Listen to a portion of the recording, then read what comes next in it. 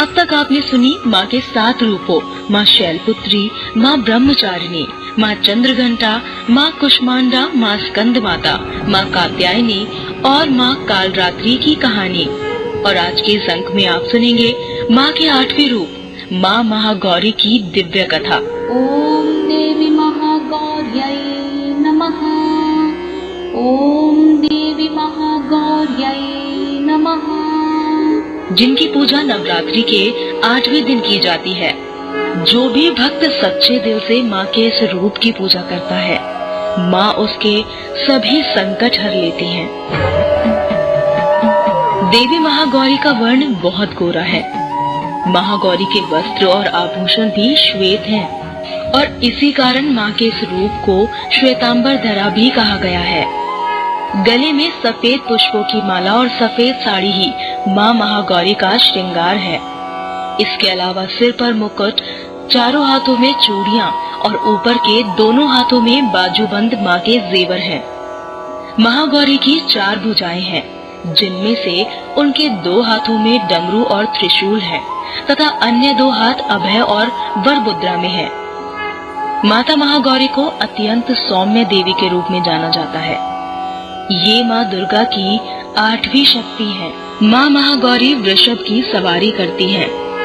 मार्कंडेय पुराण के अनुसार शुंभ निशुंभ से पराजित होकर देवतागण गंगा के तट पर जिस देवी की प्रार्थना कर रहे थे, वो महागौरी है। श्वेते वृषे समारूढ़ा श्वेतांबरधरा शुचिः महागौरी शुभम दद्यात्। देवी महागौरी के अंश से ही कौशिकी का जन्म हुआ, जिसने शुंभ निशुंभ के प्रकोप से देवताओं को मुक्त कराया।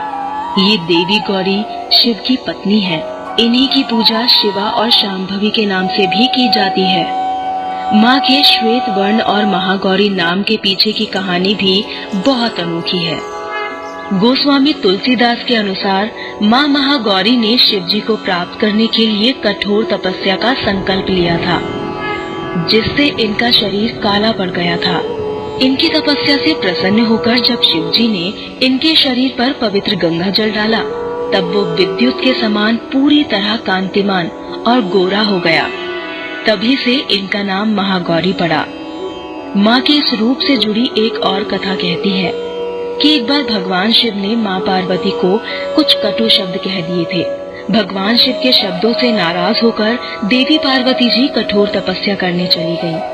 वर्षों की तपस्या के बाद भगवान शिव जब पार्वती जी की तपस्या को पूरा करने पहुँचे, तो वो पार्वती के रंग को देखकर आश्चर्यचकित रह गए, क्योंकि पार्वती जी का रंग चांदनी की तरह श्वेत और चमकदार हो गया था। माता पार्वती के श्वेत रंग से प्रसन्न होकर भगवान शिव ने उन्हें गौर वर्ण का वरदान दिया और तभी से माँ पार्वती के एक रूप का नाम गौरी पड़ा। नवरात्रि में माता की पूजा करने से पाप से मुक्ति मिलती है, मन में विचारों की शुद्धता आती है, हर प्रकार की नकारात्मकता दूर होती है। माता अपने भक्तों की बल और बुद्धि में भी वृद्धि करती हैं। माँ के इस रूप की उपमा शंख, चंद्र और कुंद के फूल से दी गई है। महागौरी के स्वरूप की एक अन्य कथा भी प्रचलित है। इसके अनुसार जब माँ उमा जंगल में तपस्या कर रही थी, तभी एक शेर वन में भूखा घूम रहा था। खाने की तलाश में वहाँ पहुँचा जहाँ माँ तपस्या में लीन थी। देवी को देखकर शेर की भूख बढ़ गई और शेर उनकी तपस्या पूरी करने का इंतजार करने लगा। इस इंतजार में वो काफी कमजोर हो गया।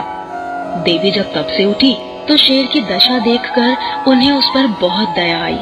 माँ ने उसे अपनी सवारी बना लिया और एक प्रकार से उसने भी माँ के साथ तपस्या की थी। इसीलिए देवी महागौरी का वाहन बैल और सिंह दोनों ही हैं। माँ महागौरी के इस रूप से जुड़ी एक और मान्यता है। कहते हैं कि माता सीता ने श्री राम की प्राप्ति के लिए महागौरी की पूजा की थी और इनकी पूजा करने से शादी विवाह के कार्यों में आ रही बाधा खत्म हो जाती है। ये थी माँ के 8वें रूप महागौरी की कथा।